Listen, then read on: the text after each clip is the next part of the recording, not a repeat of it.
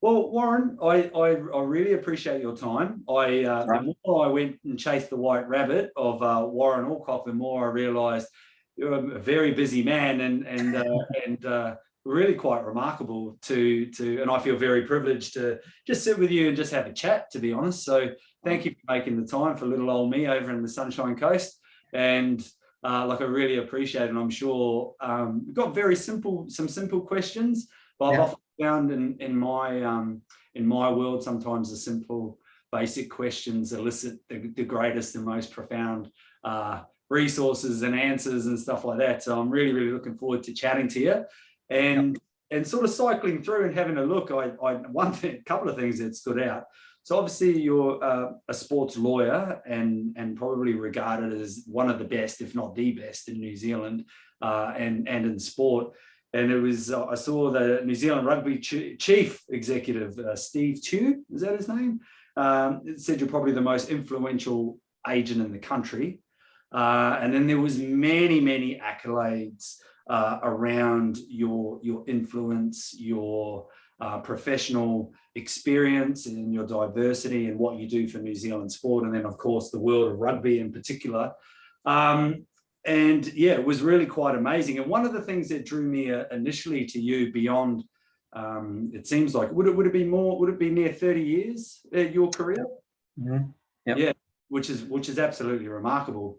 The thing that drew me to you and sort of connected us, for want of a better term, was your pull-up campaign for Movember, and of which the last time I saw you'd raised about $6,000. Is that correct, Warren, or did you raise a bit more in there in the end? Or no, it was about 6,000. I can't recall the final amount, but it was in and around that amount. Yeah, it was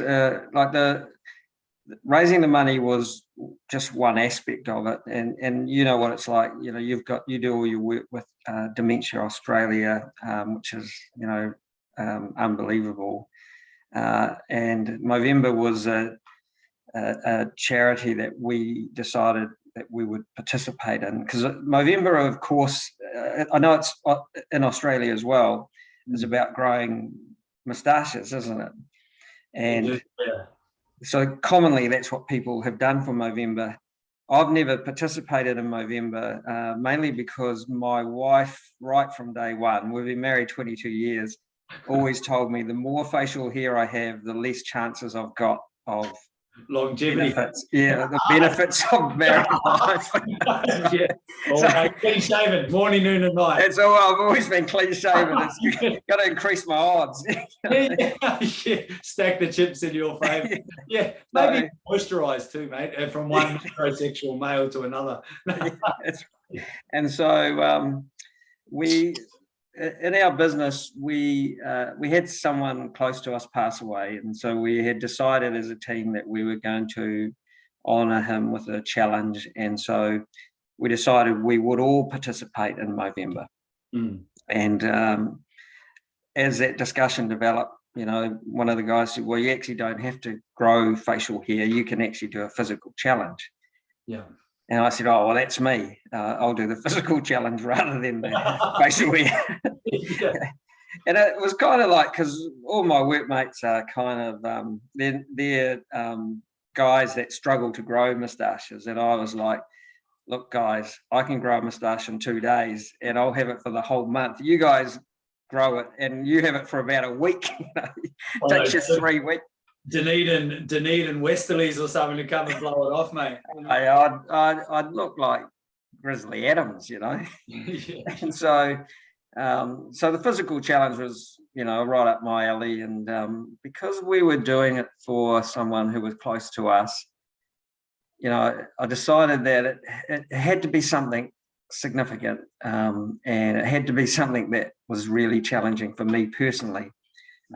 And when I mentioned it to one of my workmates, I said, I think I'm going to try and do 1,000 pull-ups in like 6 hours.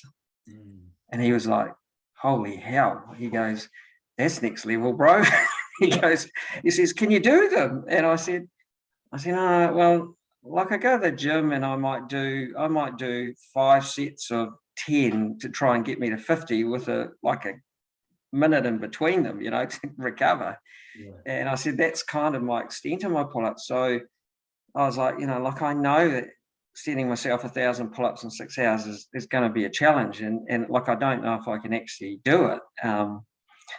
And as we got closer to the start date for Movember, he kept saying to me, are you committing? Are you in? And I was going, oh, I don't know.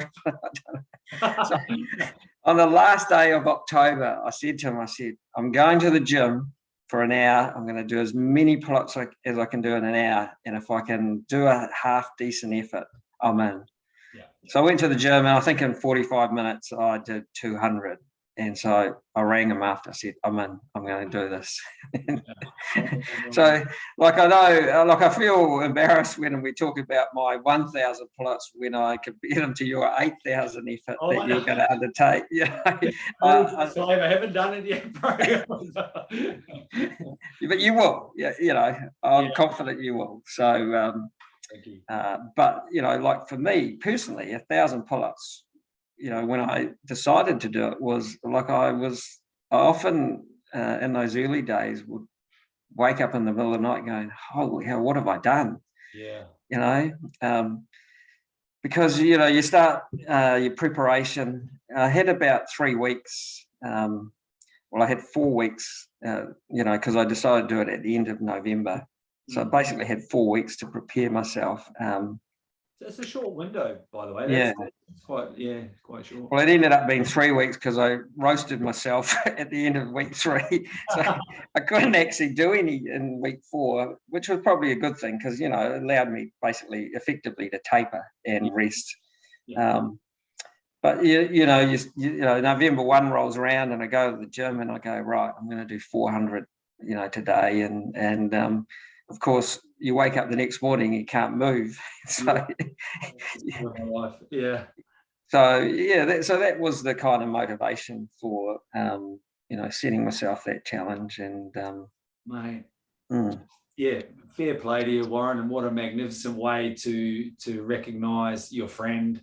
And I just think that's truly beautiful. What a great way to do it, you know. And like you said, in your mind, and I completely understand, it's only a challenge if it's a challenge. You know, the challenge is obviously unique and distinctive to the individual, and that's a challenge, you know, that. And to think, I think I read a statistic, because I do get excited about statistics, so I was having a look around, and they say 75% of human beings can't even do one pull-up.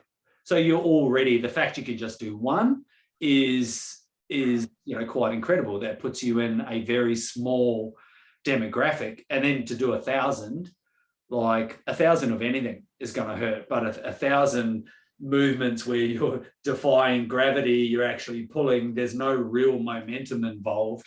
You could argue maybe when you drop down, there's a bit of momentum, but not a lot. So that really is quite incredible. And yeah, I'm sure you're proud of yourself and what you should really be, celebrated. It was awesome. Because you know what it's like with pull-ups, and everyone that does pull-ups understands this. You do get to a point where you start sort of and you're kipping, you know, your legs are going, you're trying to get, you know. Yeah. And then once you're at that stage, you're kind of buggered because you can't really do any more, can you? You just so I think in my mind, as I went through that 3 weeks of preparation, I was always worried that I was going to hit that stage and then I'd be really battling. But you know, for me, that 3 week preparation, I did pull-ups every day in that 3 weeks. I was averaging kind of 300 or 400 pull-ups a day. And after advice from you, I think in week 2, I started using the weighted vest. Yep. So I think I had about a 10 kg weighted vest, and I was doing about 300 pull-ups a day. And then, you know, and so each week, you know, your conditioning's getting better. And the only issue I really had, because, you know, like I'm 58 now, and so when I did that last year at 57, the only thing that as I started to do more and more preparation and I started to get a little bit more confident, the only thing that worried me was injury. Of course, yeah. And of course, being my body's, been through a bit. And so the one thing that really I battled with were my elbows and the ligaments in my elbows. So, yeah. The muscles and all that I was using, they were fine apart from those elbows. And I had one elbow, I dislocated my elbow playing rugby years ago. Yeah. And part of the elbow sticks out where I dislocated it. And so every time I do a pull-up, it would click. Yeah. Just reminding me it's there. It's like a little time, a little metronome, just to remind yeah. And so, I'm a great believer that if you set yourself a challenge and you plan properly, and you do your conditioning properly, and all the other aspects, like the biggest thing for any challenge is the mental aspect. Yeah, totally. And so, while you're training, you're conditioning, you're also training your mental aptitude, aren't you? Yeah. And even although we kind of all have that innate kind of mental sort of fighter in us, yeah, you find that, you're doing every day, you're also training that mental aptitude for that particular challenge. You'd have those days where you wake up and you're sore and you go, God, I don't want to go to the gym today. I don't want to do any more pull-ups. yeah. But you go because you've got that challenge, you've got that goal. And to get yourself from that point of not wanting to do it to actually going back into the gym, you've had some techniques in your mind, whether consciously or subconsciously, which is sort of fine-tuning your mental aptitude, isn't it? Yeah. Yeah. Or you're at the gym and you're going to do 400, but you got to 300 and you go, I can't do any more today. And then you just find that something inside you that just makes you do that last 100. I think that's where the magic is exactly what you're talking about. It's that finding the fuel in the empty tank when you really do think you're spent. And I used to, for a very long time, I had this belief that yes, it was primarily mental, these endurance feats, like what you just did and what others do. But I don't know, I've grown to understand and become aware that I believe it's 100% of both. If you turn up undercooked, like you said, like if you don't do your conditioning, if you're not in the gym, if you're not doing the work, you will get found out, or will get found out. And if you haven't flexed that muscle in your mind and developed and calloused and harnessed the tenacity and the resilience and the focus to do that mentally, you're going to get found out.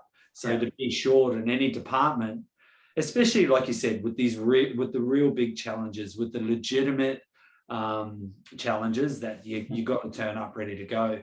And that when we know we've left no stone unturned, it's such a glorious feeling when you get on the other side, when you've done when you've truly done your best, and when you get the chocolates as well, when you get the prize, it's like, oh, it was all the sacrifices were worth it for yourself, and obviously the important people around you who sacrifice as well. But mate, I didn't realize you were 57 when you did it. Yeah, 57 years old, yeah. Oh my God, that's a bloody champion effort, mate. That's the best. I keep reminding my kids and my wife about that. Yeah, you're getting some runs on the board. Yeah. Because what I actually found was on the day, I didn't have too many difficulties.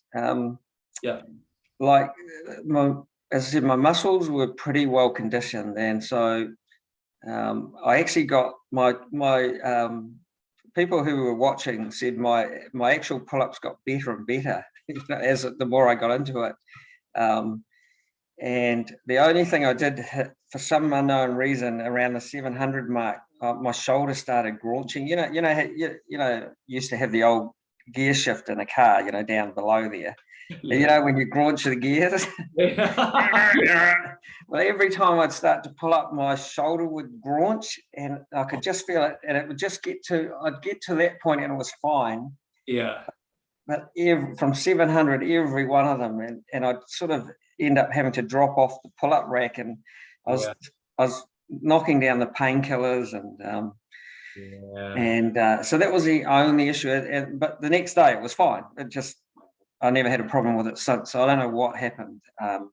It's I think like anything, like, you know, even to use rugby as an analogy, the repetitive movement patterns, you know, the chronic overuse, the body's going to give a little bit of pushback.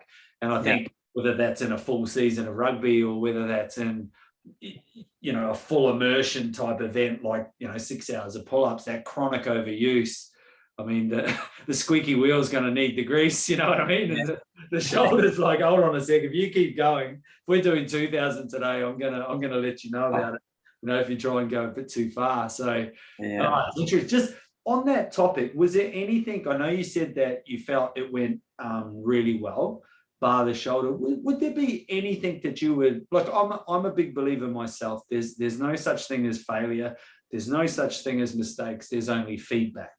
So every little negative thing that we have, or what we perceive as negative, and in my belief, there will literally always be a silver lining. We need to look for it sometimes because it's not always present, but there's something positive in there. But in your experience with that event, Warren, and just like everything around it, was there anything that you felt you could have done better, or was, you know, a stone you could have turned over and maybe worked on something, or maybe gave a little bit more attention here? Was there anything that jumped out at you that you thought you could have done a bit better, a bit of feedback, for want of a better term? No, I mean, I had that discussion with you right at the outset, and I think even though I knew all the things we talked about, it really helped me focus my mind. So when I got off that call with you, I actually made some notes about all the points we talked about, and as the 3 weeks went through, I had my notes and I kept adding to them about, okay, what else am I going to do here? And so I thought that, like, in the end, my preparation was as good as I could have had it. Only thing I did do, like, I talked to a nutritionalist who was at the gym, and you know, she'd said, given me some ideas of what my nutrition plan should be, which was kind of, because it was that kind of challenge, it was relatively short, 5 hours, 6 hours. It was kind of just having something that's going to give you a spike, you know, something sugary. And of course, I turned up with Powerade, 3 bottles of Powerade that was 0 sugar. And she looked at me and she goes, well, that's not going to give you a spike, is it? I was like, what do you mean? And she goes, well, you're meant to have sugar, you know, that's the thing that's going to give you that little burst of energy. Yeah. So that was the only thing that I kind of buggered up. But as I found on the day, I didn't really take much of the food or even the Powerade. I drank water mostly, and I took the odd lolly and maybe a banana. But I just didn't find that I was, you know, that I was needing my nutrition. And of course, a lot of people turned up. So once I'd come off the rack, I'd end up talking, you know, and communicating with people around me. So, and I had because I had a watch that would buzz on the minute. And so as soon as the minute go, I'd be like, sorry, I got to go. And then I'd be back on the rack, and then I'd come back off and go and talk to someone, and then someone else would turn up. And you know, like, for me, people coming along to support me was a really big thing. And I wanted to be able to acknowledge that by talking to them, and, you know, going over and because they'd taken time out of their day to come down, and some of them brought their kids along, and oh, so cool. So no, I don't think there was really much that I would that I felt I'd underdone. That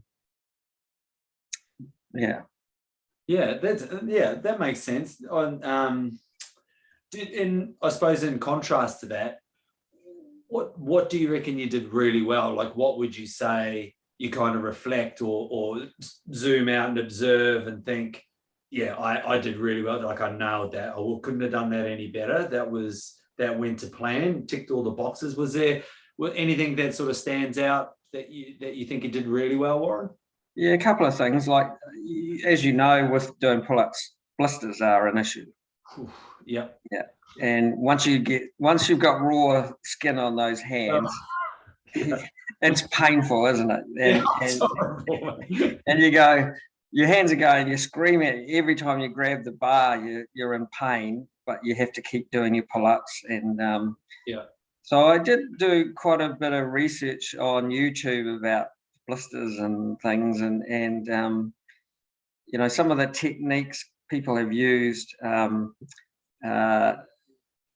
You know, there was one guy that talked about, you know, when you grab the bar, you need to grab the bar that way and push up.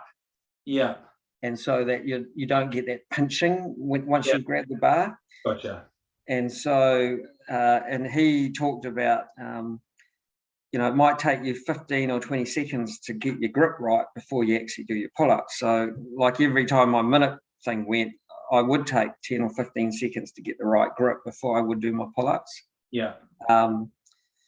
And I didn't have any issues with blisters until I got to about 900. I only had one little one. It wasn't around there. It was sort of in that top part. Yeah, it's where you don't think you're going to get it. Yeah. Sorry, I'll just get rid of something that's just popped up on my screen. So I thought, you know, I'd prepared that pretty well because, as you know, blisters, once you get them, it's tough going, isn't it? It's like a rock in your shoe. It's like when you go for a run or something and you get like a small pebble. And I've said this to people before. Imagine a big rock and you don't take it out of your shoe. You just keep running. You know, and that's the almost the parallel to doing pull-ups. It's like you may as well put your hand in a frying pan.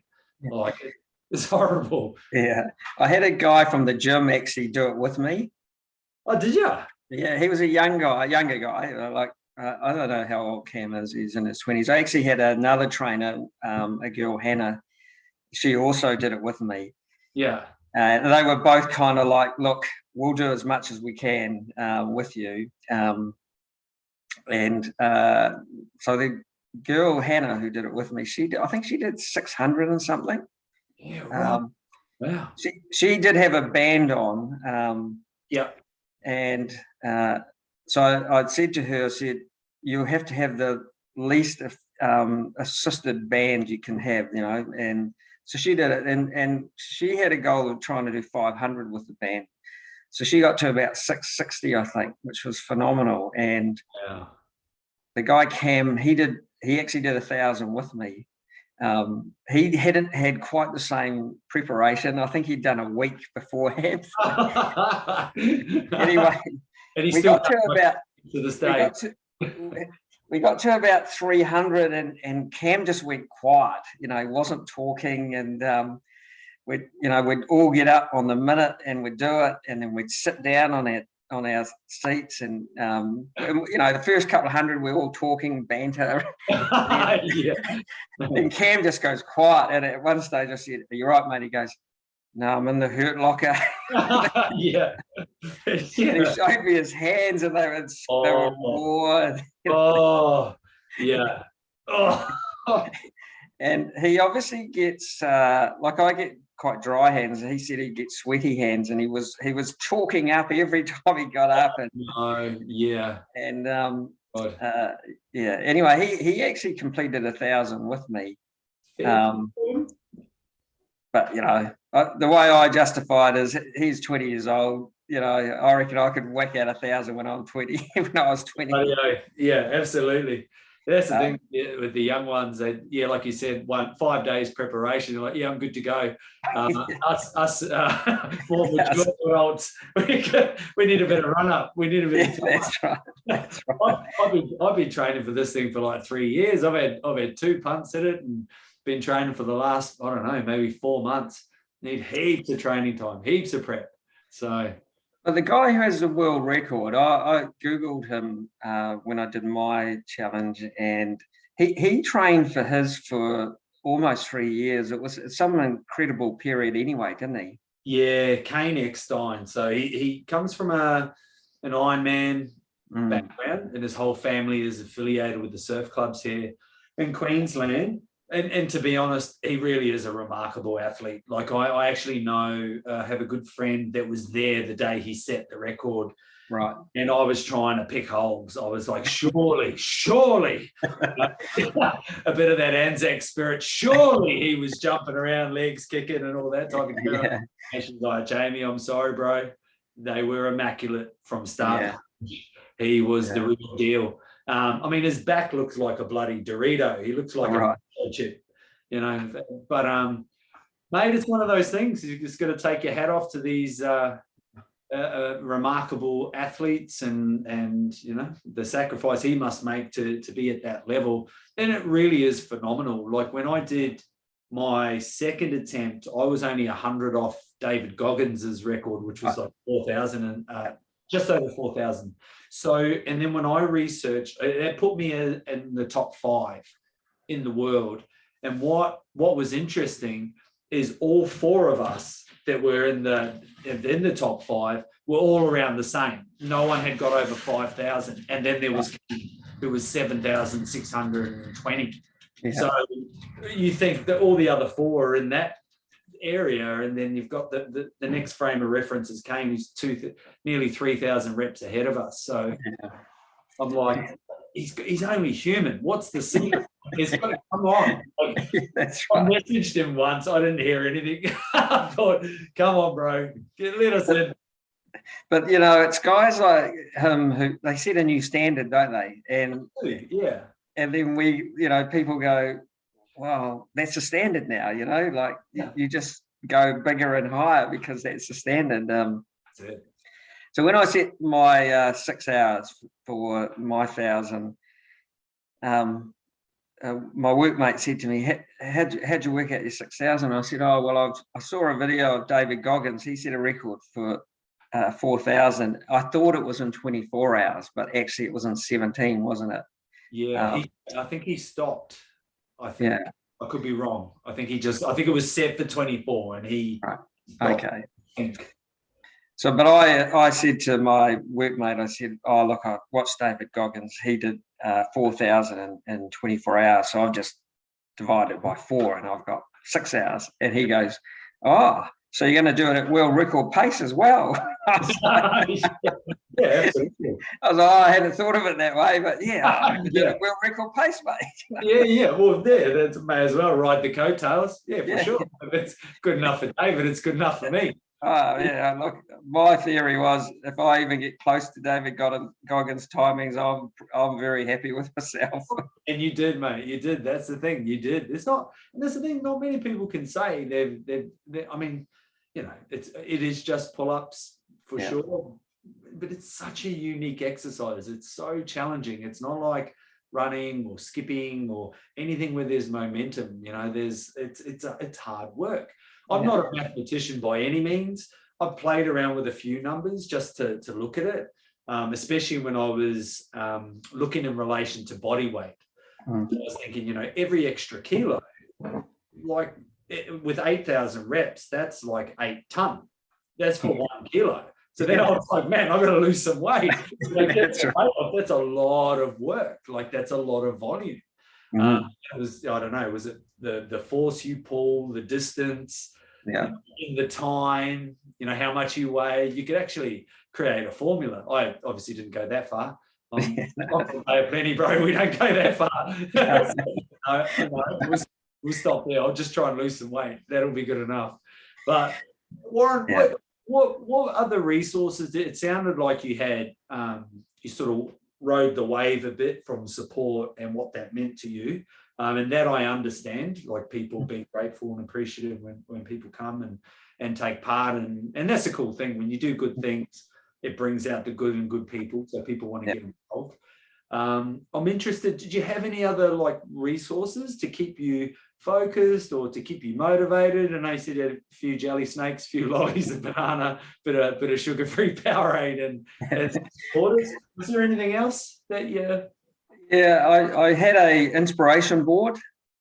So it was just a big whiteboard that I had put onto the wall at the gym, and I'd pre-written a few quotes, but I'd taken a couple of marker pens with me for people, not just for me to write something up on the board. It was funny because I had it at home before I took it to the gym, and I'd written a couple of David Goggins quotes, I don't finish until, the mahi's done or the work's done, something like that. And I had these sort of quotes on the water. My wife comes in and she goes, "What's this shit all about?" Is this the same with the lawns? Yeah. So, but I had that, and people came in and wrote things on it, and I'd read them, and it would just give me another little kick, reading what someone else has written. And great idea. Yeah, and so and even things like when I'd get to a moment where I just write something about, what am I trying to achieve from this? Yeah. So that was sort of one thing that I did, that I think I got the idea from you. I'm sure that was one of the things we talked about. And I was sort of humming and hawing about doing it, but in the end I thought, look, I need everything. I've got a checklist of what I want and should have, and so that is definitely something that I would recommend. And I said, as I said, the fact that other people wrote on it was really that's powerful. Do you mind if I borrow that, Warren? That's something I've never ever considered myself, and I reckon that. Oh my God, that is powerful. I got goosebumps thinking about that. I could only imagine some of the things people would have written for you, bro. Well, like I saw your burpee challenge, and I saw how many people came along and watched, and I saw them dancing and doing all these different things, huckers, and all this stuff. Too. A couple of brown boys turned up. Yeah. You imagine those people writing a message to you that you can read when you're in your little breaks, and again, it's like it just gives you, there's moments when you get a little bit emotional. I'm not an emotional person, so it's as good as a sugar Powerade, put it that way. Yeah. Oh, mate. Well, I'm the polar opposite to you, mate. I'm a handbag. I'll be in tears half the time, no doubt. So I've probably got to watch what people write. Be the fella crying in the corner. Because the thing was, when I decided to do it, I was just going to do it privately, and but I mentioned it to someone at the gym, one of the trainers at the gym, and then suddenly the gym was like, "Oh, we'll support you," and because I had said to them, I said, "Look, I'm going to do this challenge, and can I borrow a key to the gym because I'm thinking it's starting at 4 a.m." and I'll just open up and I'll let myself in, and then I'll just start my challenge, and when people start rocking in about 9 o'clock, I'm just going to be on the pull-up rack, and the gym was like, no. The couple of the trainers said they'll start with you, and we'll get the members involved in supporting you, and because I'm very much I'm a quiet, sort of in the background kind of person about that stuff. And I think, part of my anxiety around having people coming to support me was, failure. That fear of failure, that, God, everyone knows about this now. Oh, shit, now I've got to do it. Oh, no. Committed. Committed, and everyone knows, and it's not just me against myself now, it's me and and the weight of the world, they all know. In the gym, one of the ladies at the gym was the local radio announcer, so next thing we're on her radio show talking about it, so the whole of Dunedin hears about it. And so but in hindsight, that support I got from the people who were at the gym and people who sent messages, it makes a difference. Like it definitely makes a difference on the day. And so if I'd done it on my own, I may not have achieved what I achieved in the end. So as much as I wanted it to be private, I'm really pleased it wasn't in the end. And the one thing I did do, and again, it was kind of like a confidence thing. So when I posted on Movember that I was going to do 1,000 pull-ups, I kind of gave myself an out. I said, look, I'm going to do 1,000 pull-ups. but I'm going to invite 3 people to come along and do 50 pull-ups as a contribution. And so in my mind, I was thinking, well, I really only have to do 850 because these 3 guys are going to do 50 each, you know, which is going to get me to 1,000. Yeah. And I ended up inviting, in the end, 3 All Blacks that I knew. Guy Tom Willis was an All Black captain. He was a hooker. And when I asked Tom, because he works with me in the law office, he was like, he says, "Oh, there's no way I can do 50 pull-ups. You're fucking kidding yourself." I said, "Well, you got a month, mate. You got a month to train." And he came along and did it. I had a guy, Ben Smith, who played on the wing for the All Blacks. He did 50. Although on the day, because I was doing overhand grip as you do. So when Ben turned up, he goes, "Hey, was it? Can I do underhand grip?" And I was going, "Nah, SAS standard here, bro." I mean, the elite here. This is top tier. This is And Aaron Smith, the All Black halfback, came along and he did 50. Jesus, it's a celebrity hour in there, bro. Holy moly.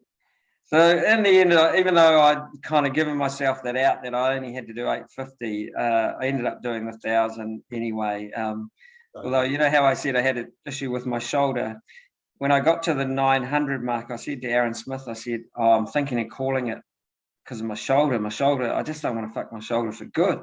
Yeah. Aaron goes, nah. He goes, nah. He goes, "Bro, if your shoulder's buggered, it's already buggered. So don't worry about it." May as well finish the job. That's right. So again, just having those guys there at the end, really gave me another lift. Because once they all started, my whole minute thing went out the window, and it was just up, down. As soon as the rack came free, we were back on it. So I think we finished, I'd scheduled to do 6 hours, and I think we finished sort of just over 5 hours, maybe 5:30. That's so good. Nice to get an early finish too. When you think it's 6 hours and you bring it home a bit earlier, that's always nice.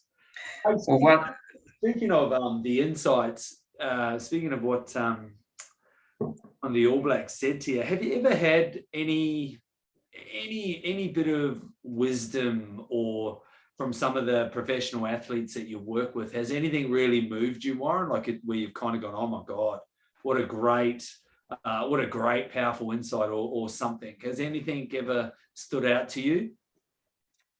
I'm sure there has. It's just whether I can pull it out of my mind, honestly. Or even a lesson that you sort of received from working with the caliber of clients you more than likely have worked with in the past. Yeah, I think you see in professional sports people, you see the good and the bad. I was involved with a guy that you got in Aussie, you'll know well, the guy Brad Thorne. Yeah. And he came to New Zealand to play rugby, and he had a manager, and I never spoke to Brad. I spoke to his manager and helped him through because he was trying to get him signed into the New Zealand system. And I knew the manager, and he rang me up and he said, "Oh, I'm having trouble with the contract. I'm trying to get them to agree to this." I said, "No, they won't agree to that. But if you restructure it this way, you'll achieve the same thing and they'll agree to that." And so that all happened and it got done. And I saw Brad Thorne maybe 4 months after he got to New Zealand. And as I said, I'd never spoke to Brad in that whole process. So I'm at a function and I'm in a circle. I come into a circle of All Blacks and a couple of administrators, and I get introduced to Brad Thorne. Yeah. And nothing said between us because there's other people around, and just, "Oh, Brad, this is Warren Alcock. Hey, Brad, how are you? Nice to meet you." And a bit of chit chat. Yeah. Anyway, we talked as a group, and then eventually I started to move away from that group. And as I moved away and I was on my own, he came and tapped me on the shoulder, and he said, "I just want to thank you for the work you did for me." And that little bit of thanks, just was a little thing, but I've never forgotten it. He didn't have to do that. I didn't even know he knew that I helped him out, or, through his manager. So that's what I mean. Like the good guys are good guys, and the little things count. When people help you out, you should be able to say thank you to them and acknowledge them. What a quality man, though. Yeah, with that sort of humble perspective, just to it's a little thing, but it's such a powerful thing. Yeah, that's right. Look, there will be lots of examples I can think of on-field things, but I just can't pull them out. That's right. You're in isolation, mate. 7 days. You get, it might come later. Just I'm mindful of time, Warren, and you've just been amazing, mate. What you've shared, I feel like I was there with you. I could actually really see, like, you're very what's the word? It was very not ambiguous, but I could just see what the day would have been like, the event, and it sounds incredible.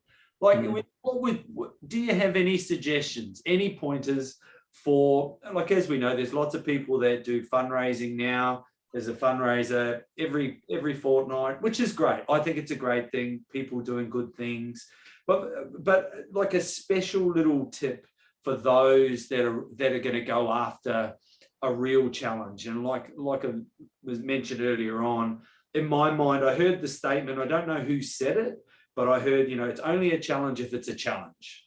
So it needs to truly, truly challenge you. And it doesn't necessarily have to be an athletic thing. It could be anything, career, business, personal. But like, especially from your perspective, what's a bit of advice for somebody that's going to go after something big? What would you suggest? Like, any tips for a person that might be watching, listening, that's been inspired by your story, your journey, even, mate, and professionally is phenomenal. And then also what you've done physically. I just think, whether it's in business or anything else, it's preparation, planning. You can set yourself goals, but unless you've done the work and you've done it in a way that's well planned, you won't necessarily achieve the goals. I think that's, like, I thought about it every day in October last year. November last year. Like, every day I'd think about an aspect of, that challenge, even down to timing. You know what it's like. You will have worked out how many you need to do a minute. If you want to take breaks, how many you need to do a minute if you want to have breaks or not have breaks. You have I had a plan about how many I was going to do in the first hour, how many I was going to do in the second hour, and sticking to your plan.